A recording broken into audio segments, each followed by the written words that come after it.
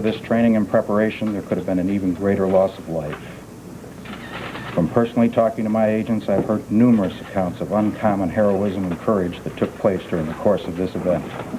I'm very proud of each and every one of them. I want to extend my deepest sympathy to the families of those agents who gave their lives or sustained injuries during the course of this operation.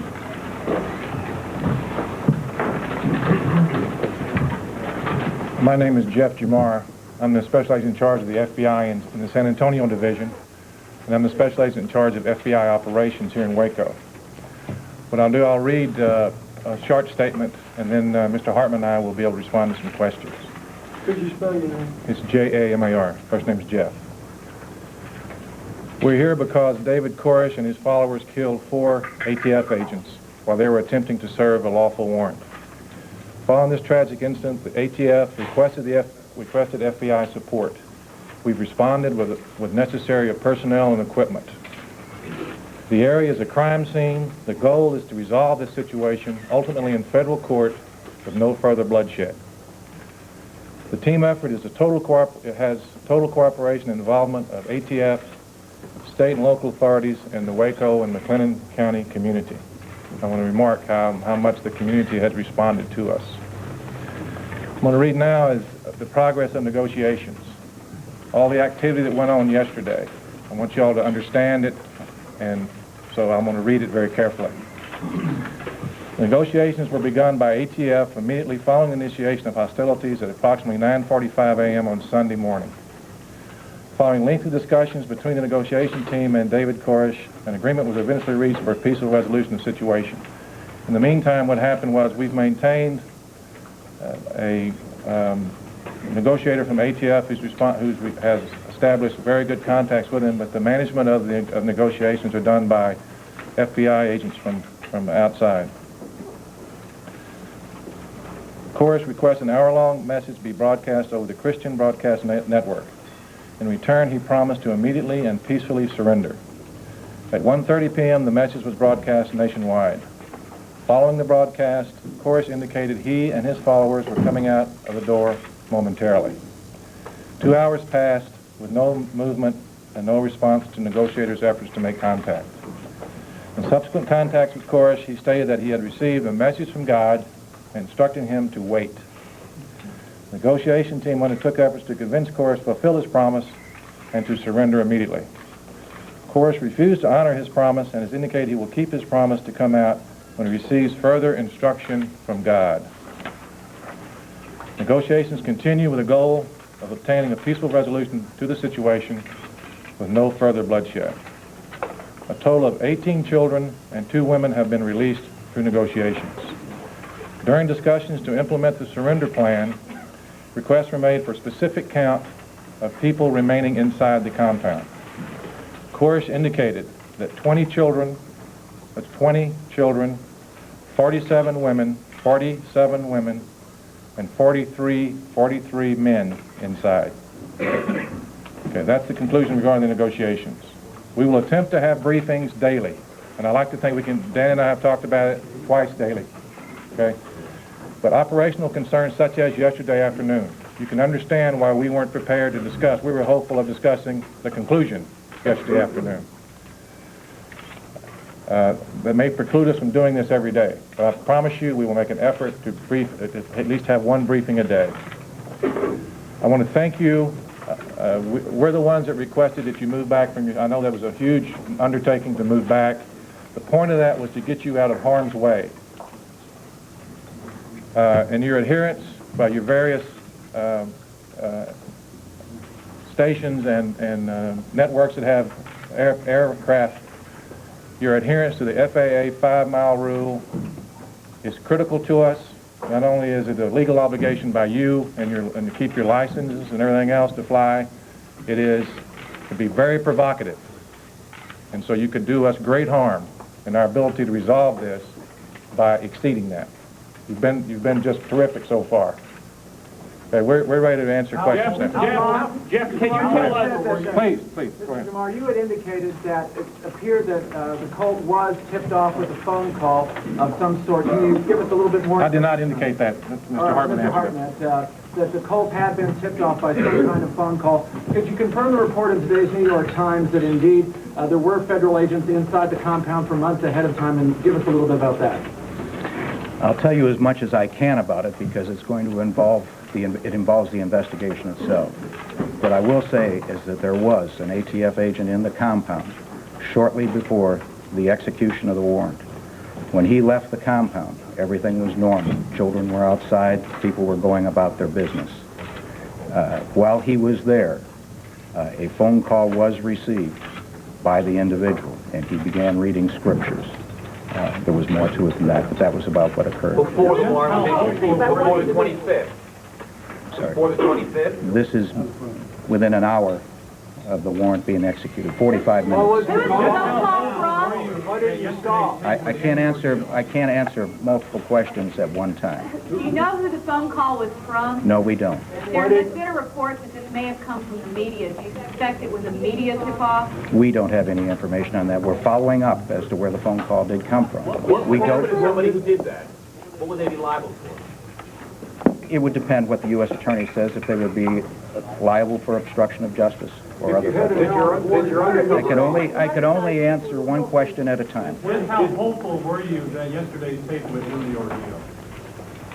Well, we were all very hopeful. We thought that yesterday, if we could conclude this without any further bloodshed or anyone else being hurt, we thought it was going to end. What is Mr. Mr. Jamar, can you tell us, in the negotiations, in talking with Koresh, have you any indication how many people in the compound are dead, how many are wounded, what their condition is?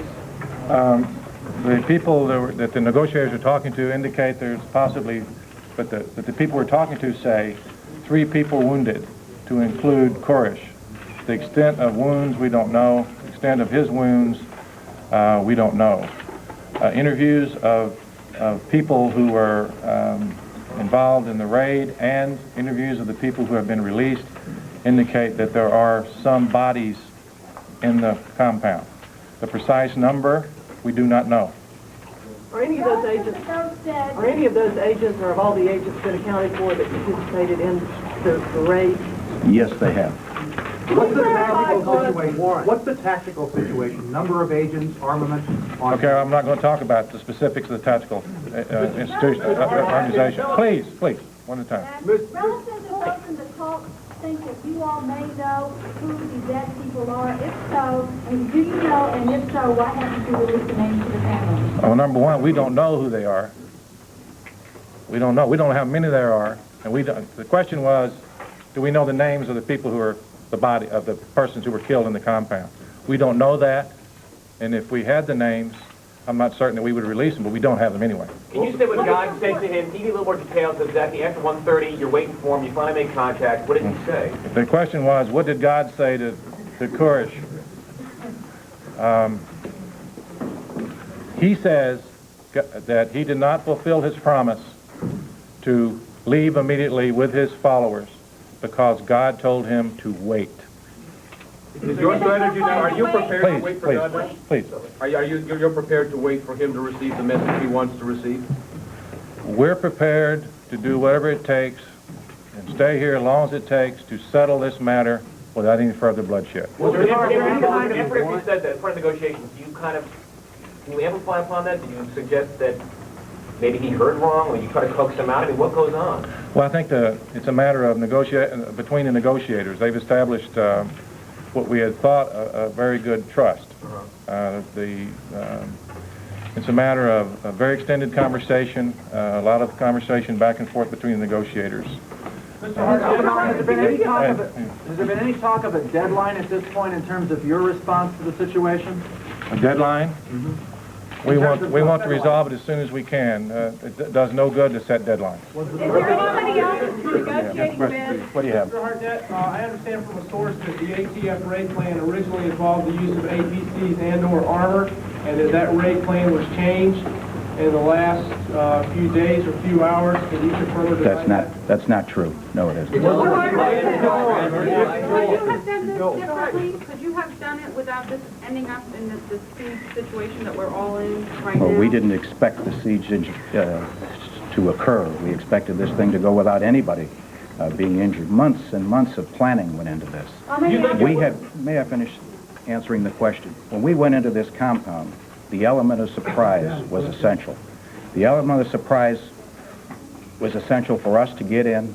There are over 75 women and children. We have a fire discipline. There are law enforcement officers, so we can't fire without having a target and individuals.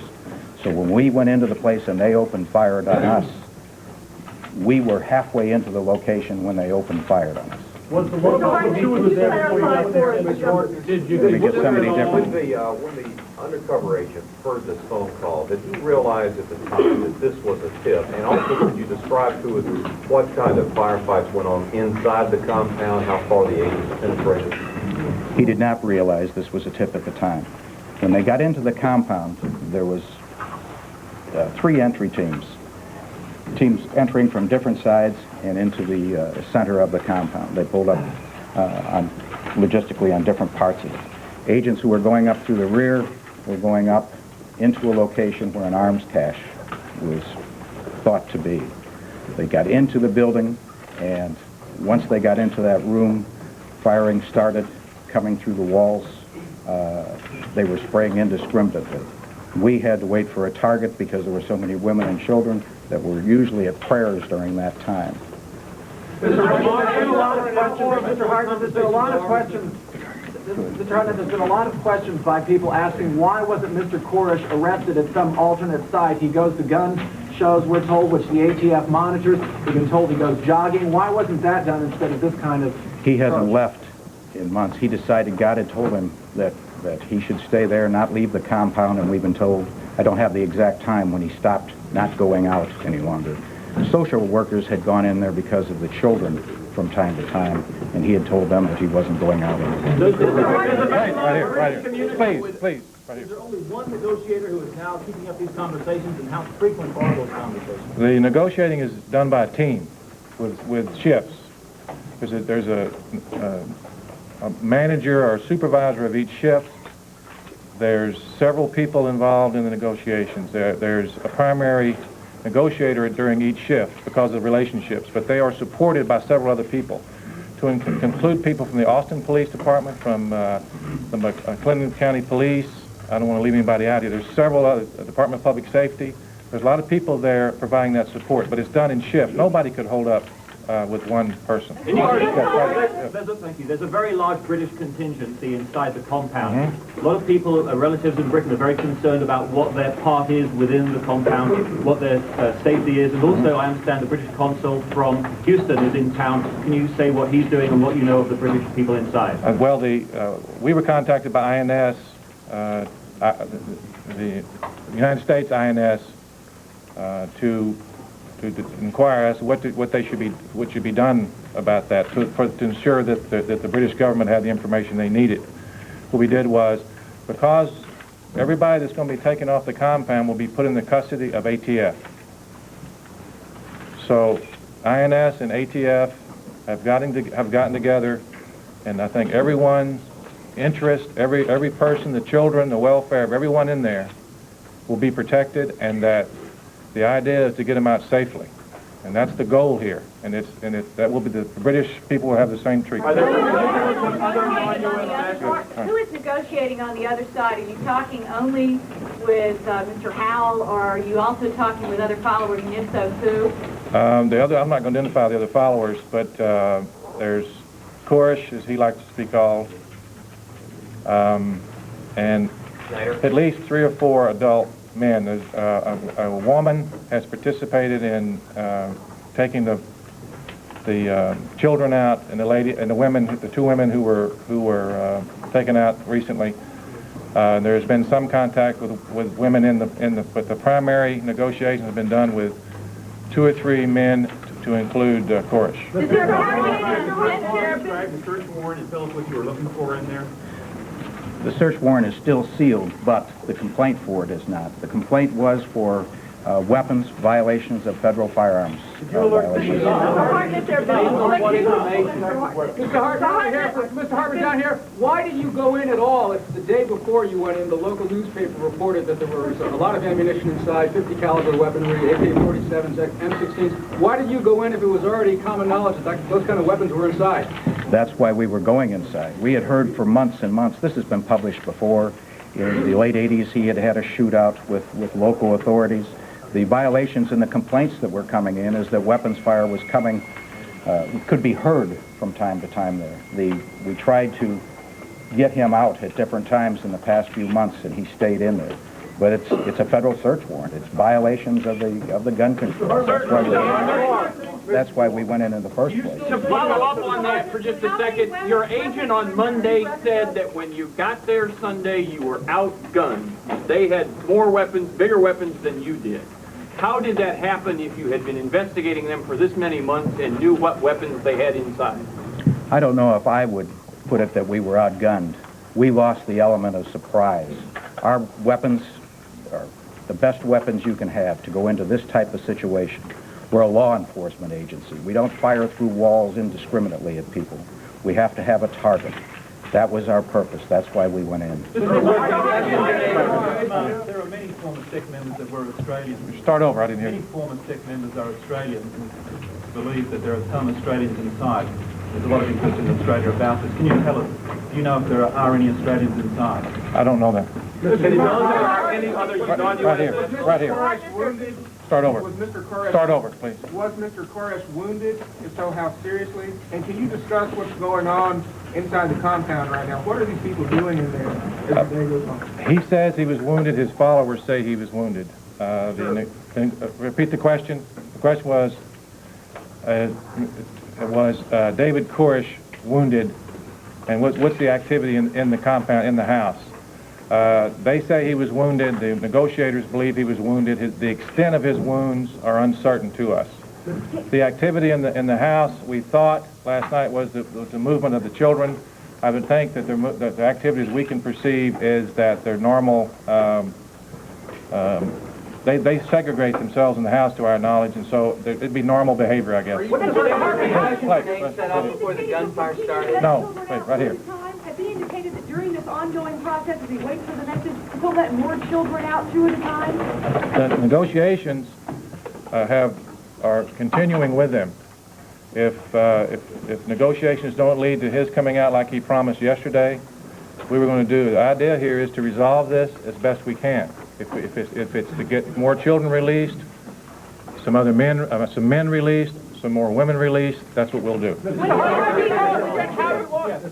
Yeah, right here. I'm sorry. Right here. Yeah. 2 questions. For you, sir, in situations like this, while you have to have most of us back, there's generally a pool camera, pool reporters allowed somewhat closer. Will you consider that? And for the ATF, it appears that the television crew on the scene, when were they alerted, and how many other local media people knew you were going in? Okay, that's 2 very good questions together, and they go together very well. Can you repeat it, please? Okay, the question was, would we permit, and he said it's normally to permit a pool camera up close to a crisis. That's not correct. Okay, and the question is, will we permit a pool camera up close? Any closer than you are? We did. We went down the road. We tried to get you out of harm's way, but we stopped at a place where you could still see the compound. That was not accidental. We made sure that you could still see the compound. We could have moved you where you don't have any sight. We didn't do that. And the reason we don't want a camera there is they watch television and they watch us approach if we do anything. We're not going to assault the place. But anything we do around there to get control, that is precisely why you can't have a camera there. Okay? Sir, there was Go just a ahead. report. There's 2 parts there. Let him in. The other part of the question, we did not notify the media in advance. After we got in, there were 2 vehicles that were on the road 3/4 of a mile away, Broncos. After we got in and the gunfire erupted, these 2 vehicles pulled up. There was nothing on them on the outside, but they turned out to be media vehicles that were about, I don't know the roads here, but about a half a mile away. And they were passed on the way coming in. And it turned out they were media. Mr. Hartnett, you think that What about the story of media? They said there were media in the trees. I can't, let me They take said one. there were media in the trees, and we're hearing all kinds of rumors. No one saw any media except those 2 vehicles. And I went back and specifically asked that question. Did you see media there when you pulled in? Absolutely not. And then I found a person said the 2 Broncos that were parked a half a mile away. We don't know who they were with because there was nothing on the outside, but they showed up later. Right here. Aside from the radio message, is he making any more demands? Is he asking for anything else? He threatened to kill himself. They've made, the question was, have made any other demands? I don't think demands is an appropriate term here. As part of the negotiations, they've talked about I think something you might want to address is the charges on the women who were released, the 2 women who were released the other day. But no demands. It's just a matter of discussion. Are you cutting off supply? Hold on. Let me, okay, there's 2 questions here. Let me get so you can all get what you should get from this. There were 2 questions there. Have they requested food or supplies? They have not. Our impression is that they're very self-sufficient. Mr. Hartnett, what about the women? Were they charged? Let me get somebody who's different, yes. Few people believe that Koresh is actually talking to God. Koresh believes he's talking to God. Is the compound in any way booby-trapped? And can you describe what your undercover agent reported to you in the way of weaponry that you expected to find inside the compound? I'm not going to get into the investigation itself because it's a part of the complaint that's sealed. But yes, he had seen weapons, and that's... The first part of the question, though, do you think that the perimeter of the compound may be booby-trapped in some way, that there may be explosives set up to try to prevent another entrance by y'all? We don't have any information like that, but we always are prepared for such a thing in the event that it would happen. Why was the New Orleans crew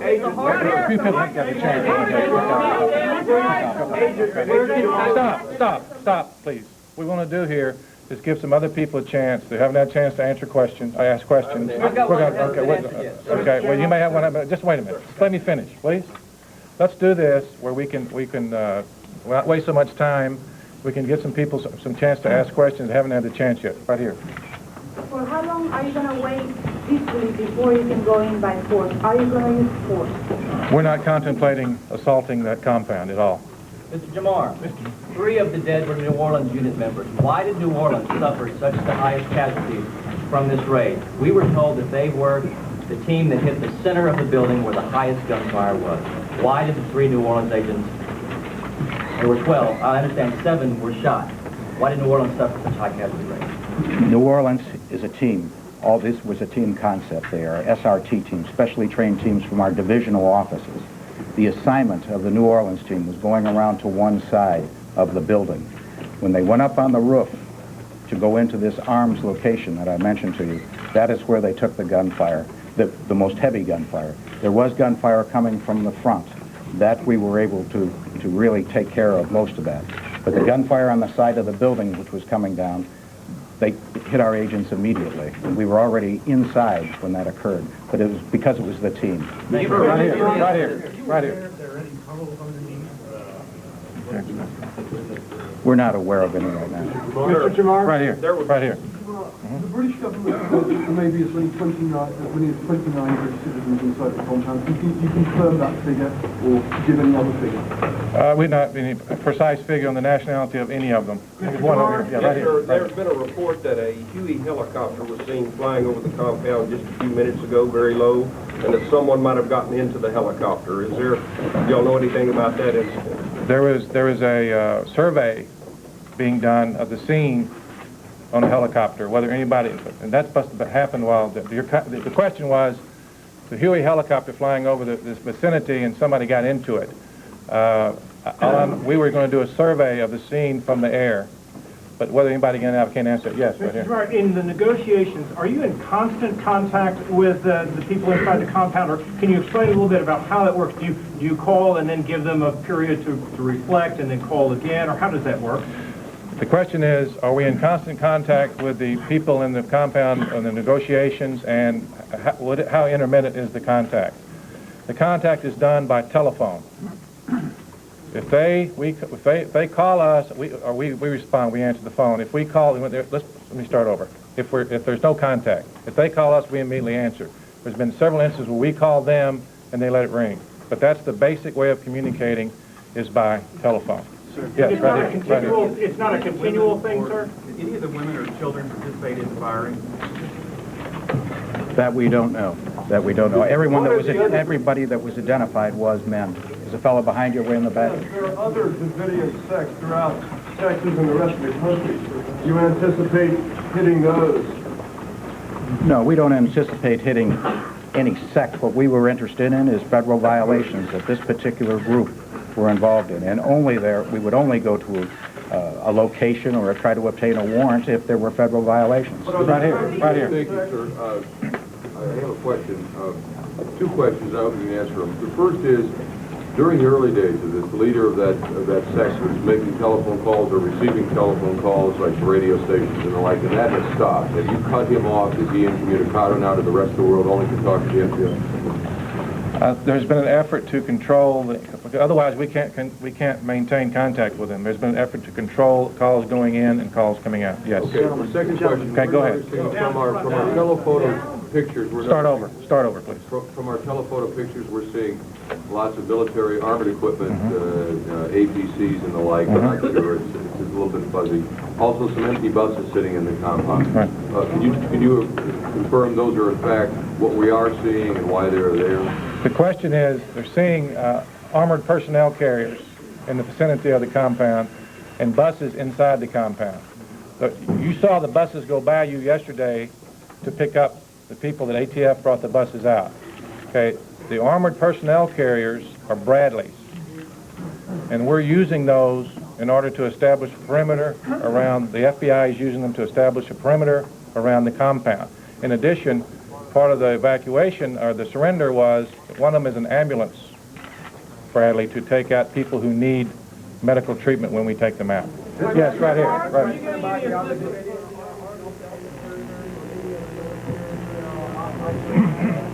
The question is, are we getting any help from the military? From the Delta team specifically. He asked the question is, are we getting help from the Delta team? And we're not. The question is, ask we're getting other support. The Bradleys are a good example. That's from the National Guard. When did you line the Jamar to Koresh? I'm a Davidian, and I'd like to answer the question in regards to him. Wait. Listen, let us answer questions here, please. Were concussion grenades set up before the gunfire started? No. You talked about the element of surprise. No, not that I know of. And just for you, given that God is entered into the negotiations, how does this compare to other negotiations? Isn't that an unusual element here to what you are used to? Well, I don't know. Anytime you negotiate with anybody, you have to deal with within their mind. And this is not even that much unusual. Right here. How loyal are these people that are still left? The news conference continues at the Waco Convention Center, but we're going to break away for just a few minutes. We'll have a complete report on that news conference tonight at 5, 6, and 10. But to recap, we did get an answer during the news conference as to why cult leader David Koresh did not keep his promise yesterday and surrender peacefully at 2:30. He says that after the radio message was played, it ended at 2:30. That's when he received a message from God telling him to wait a little longer. It sounds like there is still good hope of a peaceful settlement because Koresh says he is now waiting for further instructions from God before he surrenders. So right now it's just a matter of wait and see. We did get some other new information. The negotiations between FBI agents and David Koresh continue. Koresh gave us some numbers saying that there are 20 children still inside the compound, 47 women, and 43 men. We were also told that at least 3 people are wounded inside the compound and that there are some bodies inside the compound, but it's not known precisely how many people are dead inside the compound. Now, we heard the agent mention just a few minutes ago that they are surveying the compound by air with the Huey helicopter, and we saw that happen here just a few minutes ago. In fact, just about the time the agent was talking about it, we saw one of those Huey helicopters fly over the compound. It buzzed the compound at about treetop level. This was an Army helicopter with a Desert Storm marking on the side of it, that inverted V sign. The doors of the helicopter were open. We could see people inside. It did appear to us at the time to be a recon mission, and sort of turns out that that's what they're doing. It actually made a couple of passes over the compound to basically just take a look down and see what's going on inside the cult compound. We didn't see any weapons in those open doors of the Huey helicopter. It appears just to have been a recon mission. Well, that was not the only activity here this morning. We did see a show of force outside the compound earlier today. Bradley fighting vehicles, 3 of them are in place outside the compound. The Bradleys carry large caliber, fully automatic machine guns. It's a signal that federal agents do not intend to be outgunned if there is another assault on the compound. But federal agents are still hopeful of negotiating a peaceful settlement with cult leader David Koresh. There's no indication that agents plan to storm the compound anytime soon, not while there are perhaps 20 children still inside. This morning, more vehicles carrying law officers continue to move around outside the compound. Hundreds of agents are still staked out. The ATF says undercover agents infiltrated the religious cult and sent a signal Sunday morning that it was safe to raid the compound. But ATF admits something went terribly awry because when agents approached, cult members were clearly armed and ready for a shootout. ATF says it appears that either the undercover agents were set up or cult members found out about the assault even as the signal was being sent. The siege continues this noon. No one knows how it will end, but already a Waco attorney who once represented cult leader David Koresh says he's flooded with phone calls from Hollywood producers. They're vying for the rights to make this tragic story into a movie. Gary Coker says that he has offered his services as a negotiator to the FBI and ATF. In fact, Coker, the Waco attorney, is actually offering to go inside the compound since he knows David Koresh pretty well and to try and negotiate a peaceful settlement. But so far, the FBI and ATF have just pretty much said, no thanks, we don't want you to do that. But what we learned in the news conference is that the FBI is continuing to negotiate with David Koresh. Well, this whole situation outside of Waco is attracting not just national attention, but also attention around the world. We have news crews here from Britain and Australia, and one of the reasons for that is there are some Australians and some British people inside the compound. Barbara White is standing by live right now with more on that. Barbara? Dale, the media remains camped out along this stretch of road leading into the compound, and overnight the parents of 2 cult members from Australia arrived here. They say that their twin son and daughter got involved with David Koresh and this cult about 3 years ago, and they made the 18-hour flight out of sheer frustration. Going to do, we just need to, there's bodies, I mean, they could be our kids laying there. We don't know whether the situation, there could be, our kids could be one of a number. I mean, we're concerned about the safety of the whole lot of people there, but I mean, when it comes to family, it's just unreal. It's just like living a nightmare. Bruce Gent and his wife Lisa say that they tried to hire a private detective in Australia 3 months ago. No one would take the job. They also say that they tried to raise the attention among local authorities here and no one would listen. And today, upon their arrival in Waco, they're wondering if someone had listened, if this entire ordeal could have been prevented. Dale? Well, Barbara, there's been no more releases of people from the compound since the last people came out yesterday morning. That was at about 8 o'clock. 6 children were released and also 2 women. It turns out now that those 2 women have been charged with attempted murder and murder. And possibly another surprise here is that they are ages 75 and 77. Margaret Lawson, 75. Catherine Matson, 77. They are apparently cult members, but they are definitely charged with murder and attempted murder. The ATF is taking the stance, really, that anyone inside that compound, certainly the adults, played an active role in the ambush, in the shooting that happened on Sunday morning, and they are facing some serious charges. We're going to go live right now to Brett Shipp. I believe, Brett, you're outside of Hillcrest Hospital in Waco? That's right, Dale. For the first time in many, many hours, we're seeing some activity here at the hospital, and it's not entirely good. What you see over my shoulder here are ATF agents, not on a full state of alertness, but I did see a bomb-sniffing dog put into that green van, and then just now another van load of other ATF agents just now getting out and gearing up to enjoying the rest of the security that has been beefed up here at this Hillcrest Baptist Medical Center, which is 20 miles west of the site inside of Waco. Now, the security was beefed up yesterday. We have come to understand that there was a bomb threat here yesterday, but obviously nothing serious. And they are here, I guess, keeping the dog on this scene in case there has been another bomb threat or just in case of security. Now, a couple of things were said in a news conference which have to be of some relief to hospital officials. Number one, that only 3 people are wounded, at least that's what they're told, inside the compound, and that also FBI agents say that they don't anticipate any further violence. It's got to be good word and relief to, and some comfort to officials here at this hospital who have geared up to take on whatever should come at them from the compound should violence erupt. Dale? All right, thank you, Brett. And I think that really is the feeling out here today, especially after the news conference in Waco, is that ATF and FBI agents are still very hopeful that this situation is going to be resolved peacefully. The reason that David Koresh did not come out yesterday, as he had promised at 2:30 and surrender, is that he claims he received a message from God, and now he is simply waiting for further instructions from God. The first message he got said to wait. It's not time to come out yet. Koresh says that he's now waiting for further instructions from God, and it appears that ATF and FBI agents are willing to, at least for a while now, wait it out with David Koresh and members of the cult here outside of Waco. Walter and Linda? All right, Dale, thank you. We'll try to get back to you later in this newscast. Family members desperate to contact relatives who are inside the compound are arriving in Waco. Koresh, whose birth name was Vernon Howell, and his followers have been holed up since Sunday. Mark Bunn says he has several family members in the cult, and his father, Don Bunn, is one of the leaders. He says he thinks his dad is inside the compound and fears he may already be dead.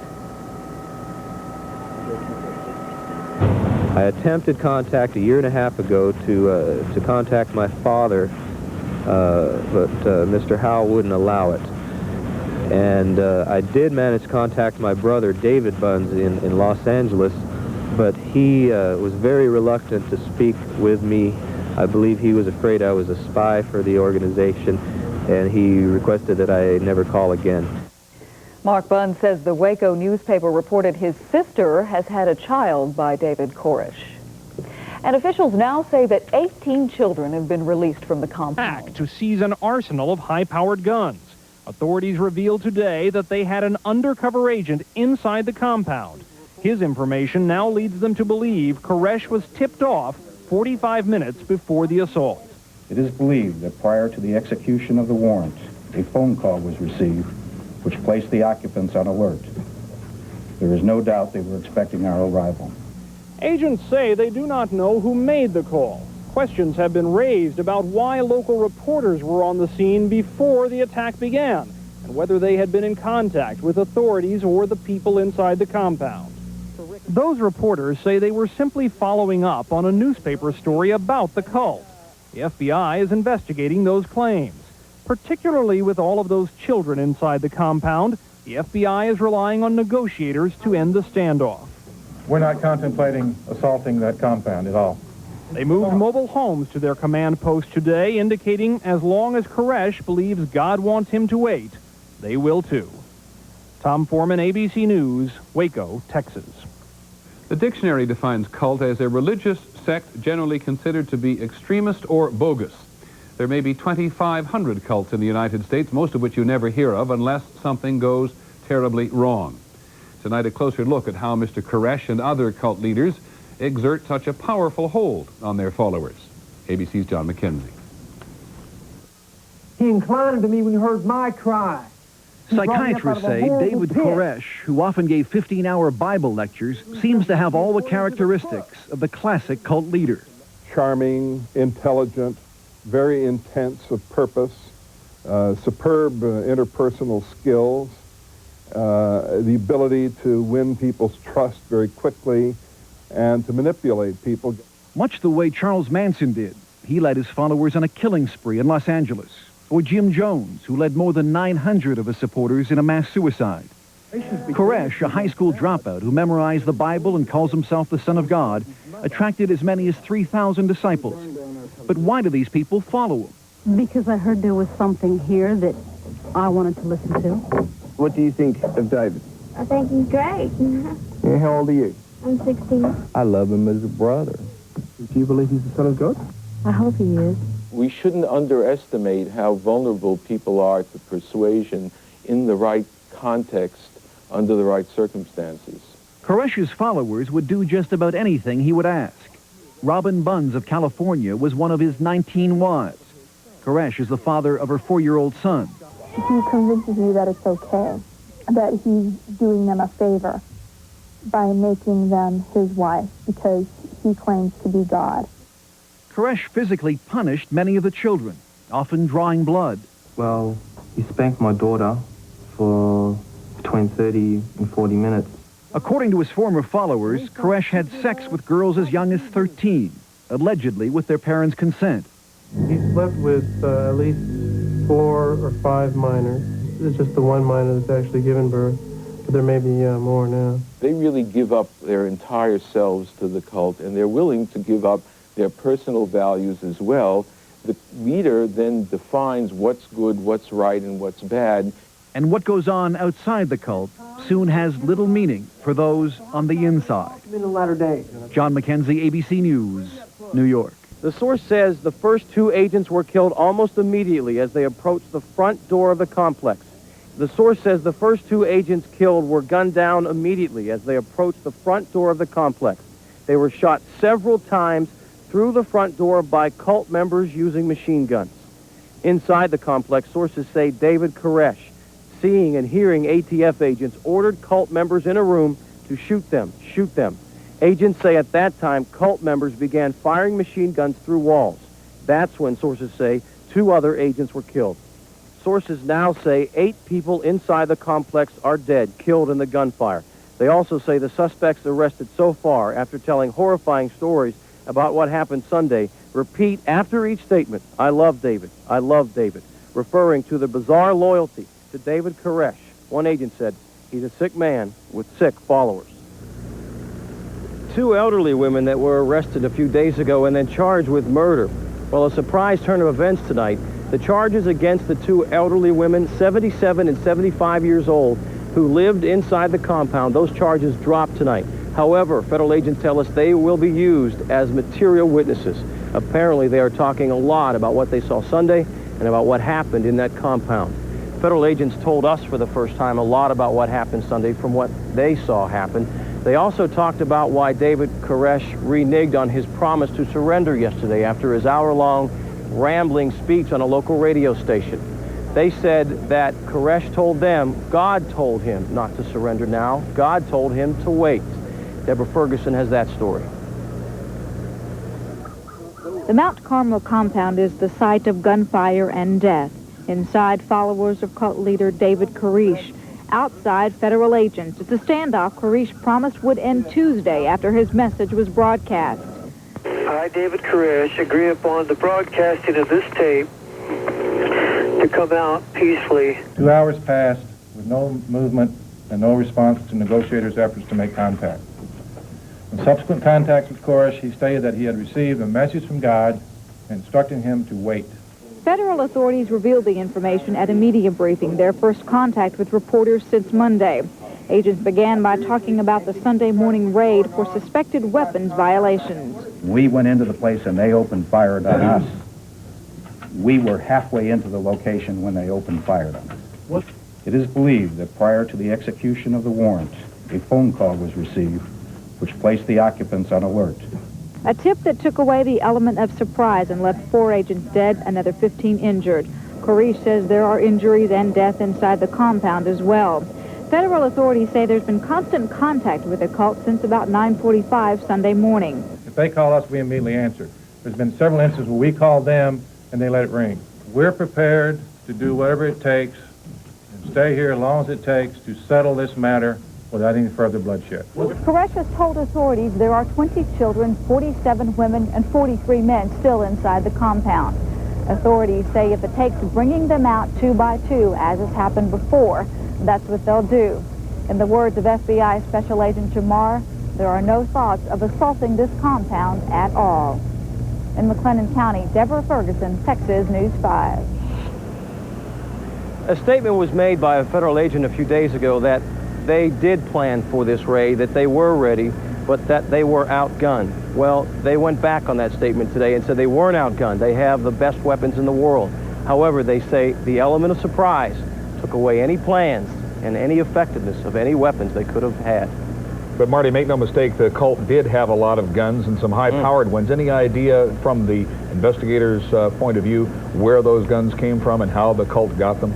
Yes, Mike, I'm glad you asked me that. A source tells me tonight that that's part of this investigation, and that in the next several days, 8 to 10 gun dealers, illegal gun dealers, between here and Oklahoma will be arrested. They sold these cult members 50-millimeter machine guns. Now, Mike, we've been hearing about this, but the size of the bullet itself, I'm told, is about this long, and it's about this round. 50 and caliber, it would, yeah. I mean, a hole this big in somebody. I mean, so in the next few days, 6 to 8 to 10, we're not really sure, people will be arrested for selling them these illegal weapons. It's horrible to think about what those agents went through. Thank you very much, Marty. The Branch Davidian compound has a long history in McLennan County. As we've reported, David Koresh has only been remaining in the hospital. I also wanted to thank publicly Hillcrest and Providence Hospital. They've just been super to our people, and their response to the agents and their families has been excellent. I also wanted to bring up an issue that's been quoted several times in the press, and that is the fact that there were no ambulances or no medevac helicopter at the scene of the shooting. That's totally incorrect. Several of the people were medevaced out of there, the most seriously wounded, and the others were removed by ambulance. That's all I have at this time. Good morning. I'm Jeff Jamar with the FBI. I have a few prepared remarks, and then we can ask some questions. This is continuing on the negotiations like we talked about yesterday. Yesterday at 4:30 p.m., Mark Anthony Jones, age 12, was released by David Koresh and subsequently turned over to Texas State Child Protective Services. Negotiations continue to secure the release of additional people and peaceful resolution of this situation. This morning at 7:25, Kevin, last name we don't know, age 11, was released. So that makes a total of 20 children and 2 adults released so far. So according to Koresh, there's 18 children, 47 women, and 43 men remaining in the compound. You asked yesterday about the helicopter flight. Well, that was part when a body of a white male was found in a wooded area about 350 yards to the rear of the compound. By the rear, we mean away from E Ranch Road. We're working on the procedure. Our people who are there in the Bradleys will take in ATF and Texas Rangers and other appropriate local personnel in order to recover the body and to review the crime scene.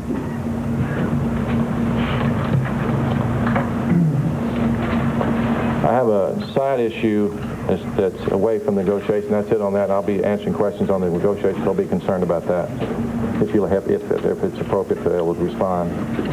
Here's something of great concern to us. I don't know who it was, but it was reported to us that the media, some media, was using night viewing equipment to broadcast live photos of our tactical position. Something I talked about yesterday. You have a job to do. We have a job to do. We've got you out of harm's way. We have our people in harm's way. We hope there's not any harm's way. But if you supply the ability for someone to harm our people, I think you're exceeding your role here. So please consider that. Please. That's all my prepared statements. You want to have it? Go ahead. Yes. Mr. Hartnett. Wait. Can we start with him? Okay. Let's do it that way. Yesterday, sir, you said that as far as the plan to go into the compound on Sunday, you felt you had to go there because Koresh had not been off that compound in some months. This morning, the local newspaper reports that he was off at least as recently as February 22nd. Do you have any comment on that? Just that our information, what he has told people, beginning several months ago, 2 to 3 months ago, that he was not going off at all any longer. Okay, let me get over here. Will you be cutting electricity to the compound in hopes to hasten a surrender? I think you should refer that question to. Okay. Yes. When you speak of him telling people that he would not leave the compound, what was the nature of your surveillance? Were you watching that compound and watching his activities so that you would know for yourselves what he was doing and where he was going? We had sources of information and people that were going on the compound periodically. But you were not watching him continuously so that you would know his activities? Not continuously, no. There were times when we didn't have him under surveillance. that a year ago a UPS agent found a hand grenade that was destined to go to the compound, and you've been monitoring all UPS shipments to them for the last year? We have been monitoring shipments going into the compound. I don't know how long it's been. Is it true that there was what she asked, is it true that there was a hand grenade in one of the shipments? Yes, right here. Mr. Jamar, can you tell us how your negotiator has been able to negotiate the release of these additional children? Has there been some kind of an agreement, or how has Mr. Koresh agreed to release these people? It's similar as it was Monday. As part of negotiations and discussions, that it's not a bargaining, it's not a bartering at all. It's a matter of they agree together that the children should come out. Obviously, the people in the compound control who comes out. Throw more money than that. They control who comes out. So it's a very tedious process. Obviously, we're encouraging it very much, and the negotiators are working very, very hard to do that. Yes. Yeah, could you characterize the devotion of his followers right now? Might there be any dissension in the ranks? That would be a guess on my part. It's hard for me to understand the whole thing where I would have an appropriate or accurate assessment. Yes, ma'am. I'm Nega from the with Univision Hispanic Network. I would like to know if it is true that some bodies were taken out of the compound and they are in Dallas, and how many are still in the compound, if you know. I think that's Mr. Hartnett's. I think that you're right.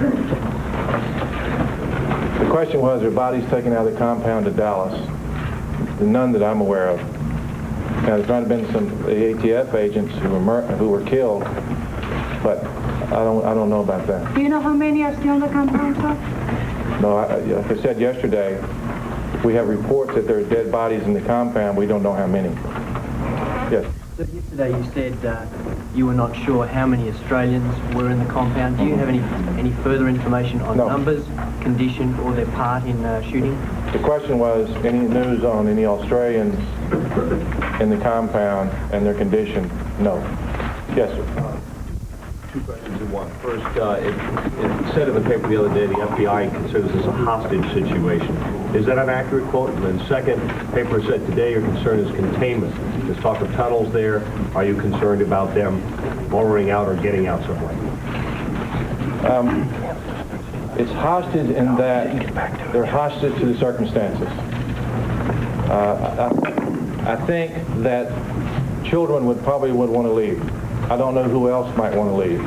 I think it's more of hostage. They're not people who like a kidnapping, a classical kidnapping that I can tell now. But I would say they're hostage to the circumstances. As far as containment, that goes back to our tactics. It's obviously we need to contain it to make sure that we control the situation as best we can. The Waco Tribune Herald this morning reported that several agencies in the area had been made aware that something was going to happen this weekend. What's being done to investigate the source of the phone tip that you said yesterday that the compound received right before the raid? We've discussed this with the U.S. Attorney's Office, and as a part of the homicide investigation itself, there is an independent investigation being conducted right now into that issue. Who's conducting it? The Texas Rangers and ATF. Mr. Koresh's style in that message was described, the one played on the radio, was described as meandering and rambling. How would you characterize his negotiating on the telephone? Is he clear, concise, to the point? Well, I think, and I'm speaking for them, the negotiators are able to communicate with him and have been right along.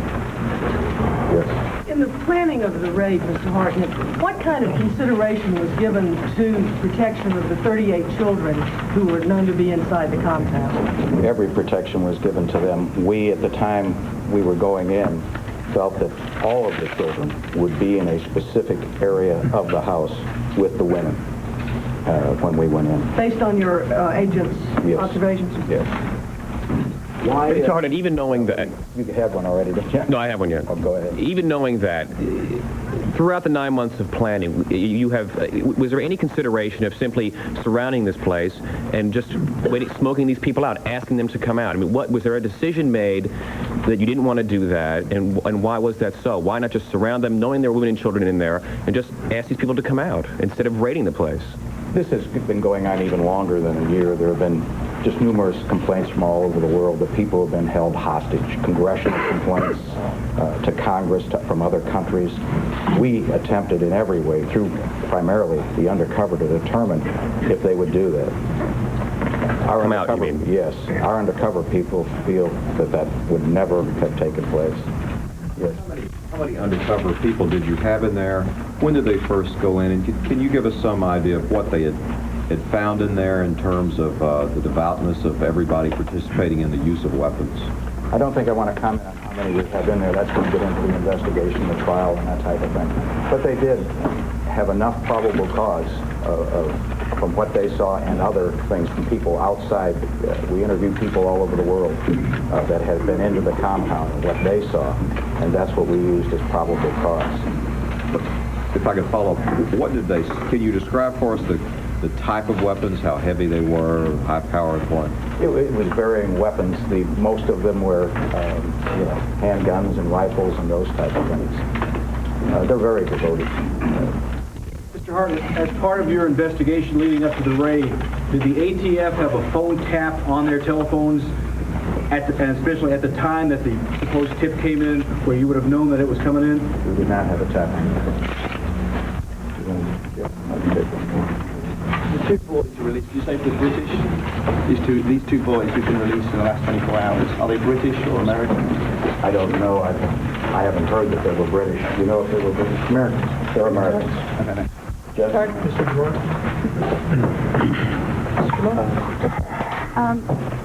What about the reports that you're planning to turn off the electricity at the compound? Thank you. In previous such situations... I'm sorry. The question is, do we contemplate turning off the electricity? It's a fair question in view of in similar situations where people are barricaded or in a compound like this is. That option is always open to us. Yes, sir. Authorities have been aware of complaints against Koresh for years, and he was assembling this arsenal of weapons. Why wasn't he stopped sooner? I think it's a matter of investigation. What you do is you put the case together, you put the probable cause together to use whatever techniques are available to you. It's a matter of just getting the information together, and you have a lot of other things to do. Yes, ma'am. Is there any truth to the fact that ATF was concerned that Mr. Koresh was going to attack the town of Waco with the arsenal that he built? I can't answer for it. So let's let Mr. Hartnett answer that in a minute. Yes, sir. You said you're contemplating cutting off the electricity. Do you know if they have generators? The option is open to us. The option is open. Do you know if they have generators? I don't want to talk about that anymore. Yes. Well, in a theoretical sense, you said yesterday or I think it was maybe Mr. Hartnett said they were self-sustaining. They have they have a lot of food. Self-sufficient. Self-sufficient. What benefit would there be in cutting off electricity in a case like that? Those are options that are available. I don't think it's worth our time to discuss that. Yes, sir. The two elderly women, they're material witnesses now? Yes. How can they help you with this situation? They were in there at the time of all the situation. They've been in there since it started. Yes, sir. The volatility of this situation has calmed down quite a bit. Speak up a little bit, please. I'm sorry? Speak up. I said the volatility of this situation has calmed down considerably from Sunday, obviously. Is it safe to say that you've sort of fallen into a routine now in terms of this situation?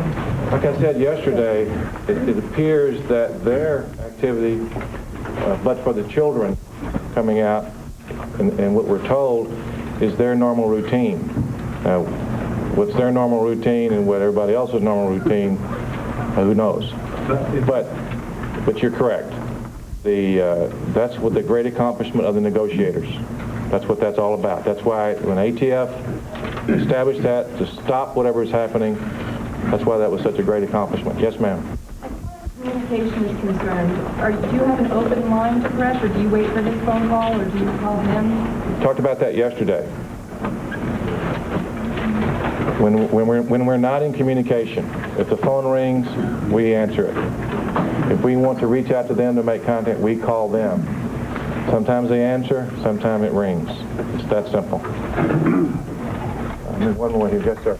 Can you elaborate further on the circumstances of the body that was found, how that person was killed, and also elaborate more on the release of the 2 children? Was that the result of any particular thing the negotiators did? Let me answer the first one. We don't know who that person is. That's why it's important to go recover the body. So we don't know. Killed in the raid or killed prior? I just said we don't know. That's why you take the body out and do the crime scene and figure out what the circumstances of the death were. As far as the children getting out are a result of the building relationship between the people in the compound, Koresh, and the negotiators. There's no question about that. It's Koresh's control of who gets to come out. And the idea is building, that's exactly what that is. Yes? Can you tell me, some of our cameras saw earlier this morning, about an hour ago, 3 tanks pulling up along with the Suburban. Can you talk about that? The moving of the Bradleys could be to recover the body. In answer to that question that was asked before, we had numerous complaints about gunfire out there, and there had been a shooting incident several years ago, and then recently shooting and complaints from people in the area. There have been reports that there was a 62-year-old man arrested minutes before the raid Sunday outside the compound. Are those reports accurate? Yes, on a weapons charge of some sort? Yes, and somebody called me about 2 o'clock this morning about it, and I said I didn't know about it, but I have found out there was an arrest of an individual who was charged with a federal firearms violation. He was a resident of the compound? I believe he was, yes. He was charged with a firearms violation. Follow up to that? I'm sorry? A follow up to that. Could you just tell us how many people have been arrested? How many are incarcerated right now? In regards to two persons have been arrested and charged. 2 different persons, the 2 women, are material witnesses. And to the 2 who were arrested, I'm sorry, but just to make this clear, the 2 who have been arrested and charged, one is the gentleman who was arrested before the raid, and the second would be the man who was arrested Sunday night. Sunday afternoon, I believe it was, yes. Why were the charges dropped against the women? Was this in exchange of something from the compound?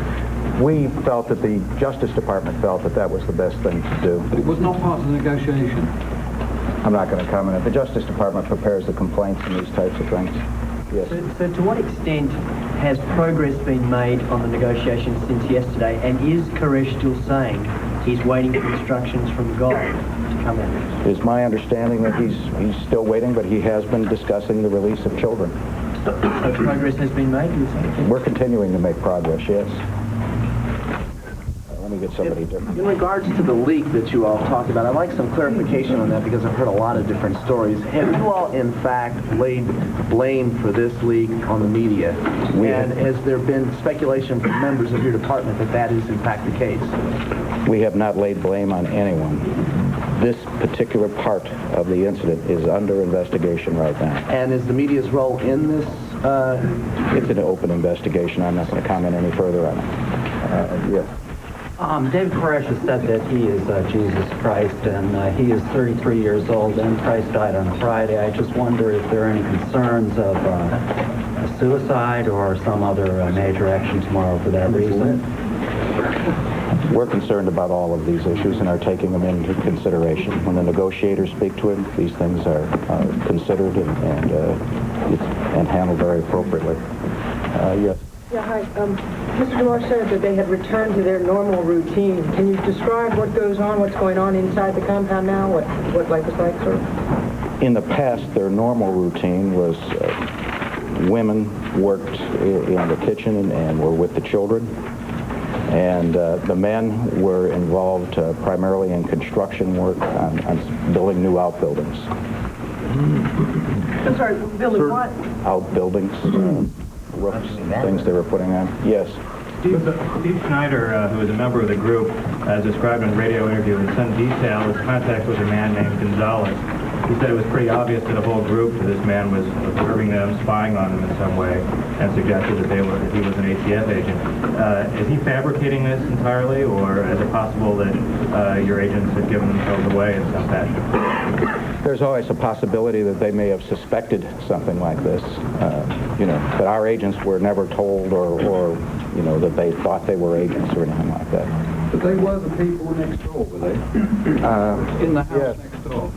Mr. Hartnett, we understand two questions. New Orleans ATF agents say when they raided the compound, they noticed that many of the Davidians were dressed head to toe in black body armor. I'd like to see if we get verification on that. And why did you give the order not to issue the AR-15s and instead issue the less powerful 9mm automatics, which don't penetrate the body armor?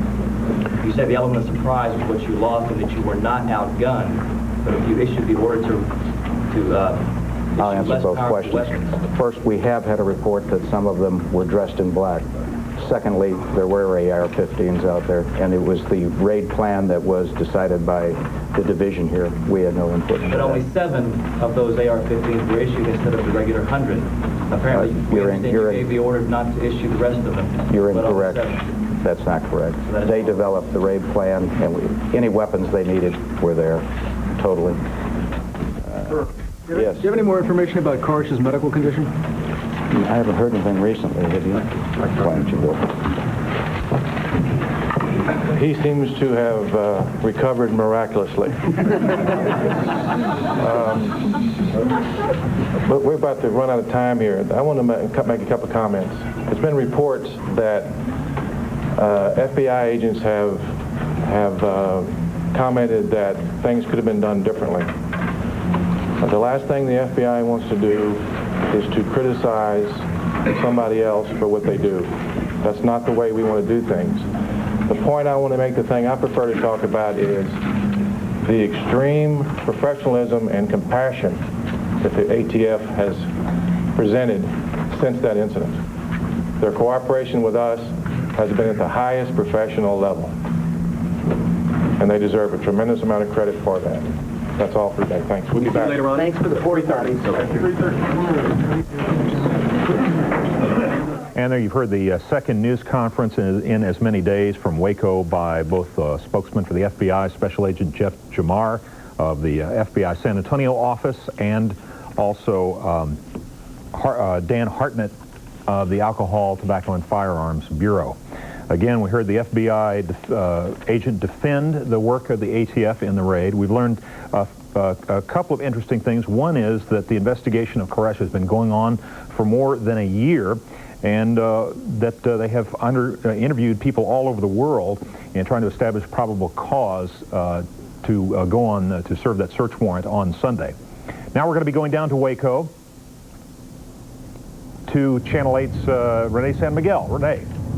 Yeah, Quinn, I think the thing we need to be looking for now out here is for any kind of movement of vehicles leaving the compound. Those vehicles may be possibly containing children. All through this situation, the children have been David Koresh's trump cards, if you will. As long as he has still the theory is up to 20 children still in the compound, now 18. He still has can still hold the FBI and the ATF at bay. You may have heard the statement from Governor Richards this morning, pleading with Koresh to at least let all the children go. The men and the women, the grown men and women in there, at least they have choices. They are there. They can be there of their own free will. But the children are the true innocents in this situation, and she was pleading for them for their quick release.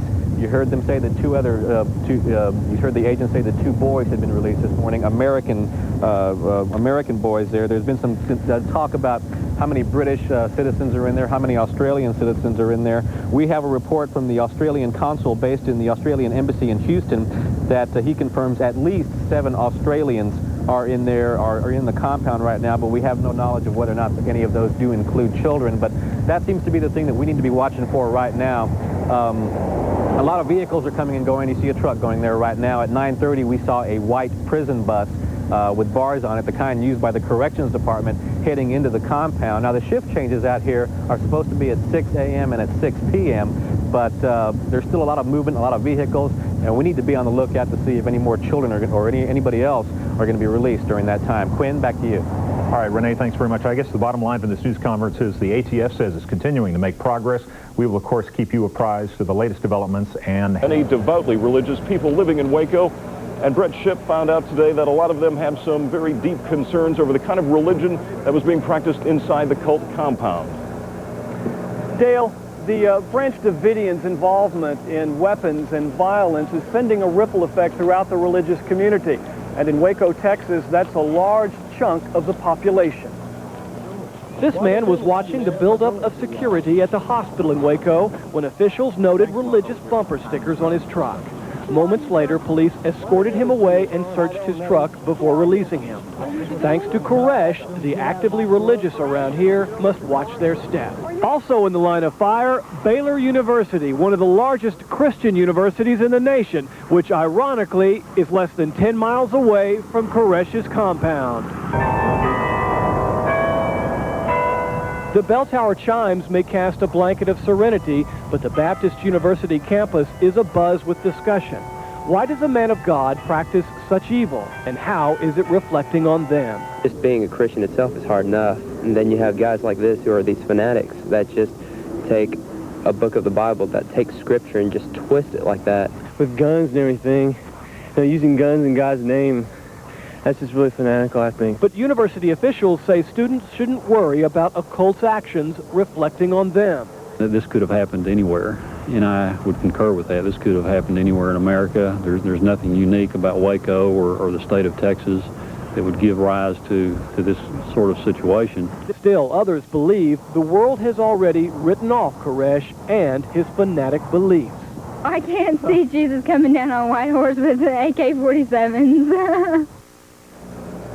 Yesterday, a man was standing behind the media camped out at Hillcrest Hospital in Waco wearing a Jesus Saves cap. Now, as soon as police saw him, they took him away. We don't think they arrested him, but police are jittery, and perhaps for good reason. Dale? Thank you, Brett. So now a quick recap of today's events, and there were quite a few. One more child was freed from the compound, but there are still 18 children inside, 47 women, 43 men. 7 ATF agents that were wounded in the shootout on Sunday were released from a Waco hospital. However, 3 of those agents were transferred to other hospitals. At least 2 of them went to Little Rock, Arkansas. The negotiations between FBI agents and David Koresh continues both day and night. FBI agents say the relationship with Koresh is still improving, but what we were told today from federal authorities is that the compound has a great deal of provisions, military meals ready to eat, and also a well that provides fresh water. The command post that agents are using just down the road is growing almost daily with new trailers being added and mobile homes, that sort of thing. It looks like agents are going to be here for quite some time, and that's their feeling right now, Clarice, is that there's no need to rush in and stage a second assault on the compound. They're simply going to wait, and hopefully David Koresh will receive that message from God and come out peacefully. Thank you, Dale. If anything else develops, we'll get to you as soon as possible. We'll see you in a few minutes.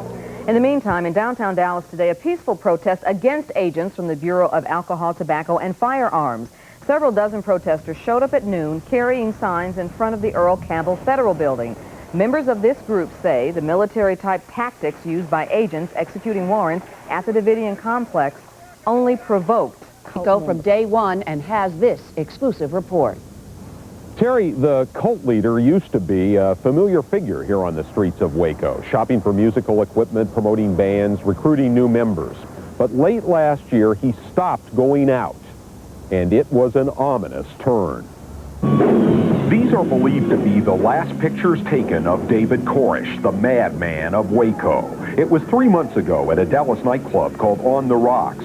After this night out, friends say, Koresh turned reclusive, staying inside his religious fortress.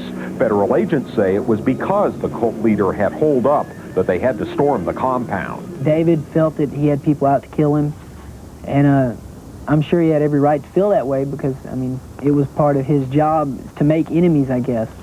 Eddie Goings was personally recruited for the cult by David Koresh himself. Eddie's one of the few who's been in the compound and is willing to expose its secrets. It was music that brought Eddie and David Koresh together, and it was music that brought the cult leader to this nightclub last December. He came and watched us play, the band play in Dallas. That was the last time I've ever seen him come out of the compound. Eddie says he's been inside the cult compound dozens of times. He was there just 2 weeks ago. He even spent a night there once. Now, for the first time, he reveals what it's like inside compound walls. They had one bathroom inside the compound that I knew of, and it was for the women. The guys, they go outside. They had an outside bathroom for the guys. Outhouse. What else did they have outside? They even had their shower outside. They had just this wooden thing in where it poured water on top of her shower. And during the cold, you know, they really didn't take too many showers, which was understandable because it was freezing cold outside. But that's nothing compared to how Eddie describes the cult's unusual sleeping arrangements. All the men's bedrooms were on the ground. They were on the first level. And there were 4 to a room. And the rooms were about the size of my living room. They were pretty cramped. And you had 2 beds over here, 2 beds over here, and they were bunked. And then they had the center of the floor. Usually they had a lot of clothes laying around. And it looked like a teenager's bedroom. Married people sleep together? No. Married people were split up too. Why? From what I can tell, they didn't, the married people didn't even talk much. They were always constantly separately, and I think it would be because of David. David liked things like that. I think it would be for the fact that, you know, David never come out and told me that he was having sex with all these women. He did hint around that that's what the women were for, but I never took it as in, well, you know, I'm having sex with them, only I and no one else. I knew the other guys didn't have sex. They didn't, because David had promised them that they would have their perfect mates when the time came, and that they were to redeem themselves and become virgins again unto God. So your idea of it was, what you got out of it was that David was having sex with even the married women, but the husbands were celibate. Exactly. David felt that he had to populate the world with his children because they would be the ones to rule the world. Strange as it may seem, Eddie says none of the cult members ever objected to this bizarre way of life. All these guys willingly gave their wives. I mean, they didn't seem to have any problem with them not sleeping with their wives anymore. I mean, them being completely away from them, sitting, not with them or anything. They believed so strongly in David that he was Jesus, they were willing to give up anything for him. Eddie says he was warned not to talk to some of the young girls living in the compound, girls who'd been raised in the cult. Some of these girls that had grew up in a different type of life, and you may have to watch them. Some of the younger girls, because they had grown up differently, and yeah, if we tried too much of a conversation, they may be sexually aggressive towards us. He shall judge among the heathen. He shall fill the places with the dead bodies. David Koresh has been predicting a violent confrontation for years. Everyone out there was ready for everything that's being thrown at him now. How about food, medicine? They've got plenty of food and medicine. I mean, he's got 3 storage levels out there full of food and medicine. And just like I'm not too worried about him actually dying from the bullet wound, because he's got people out there that can handle that. He's got his own little city out there. Another look at those last pictures of the cult leader's Dallas night out last December. According to David Koresh's calculations, the end of the world was scheduled for 1995. Eddie says it just came a little earlier. There's a lot of people that don't deserve to die out there. They're going to die for this guy. Even after all that's happened, Eddie still believes David Koresh was an inspired minister of the Bible. More testimony to the cult leader's power.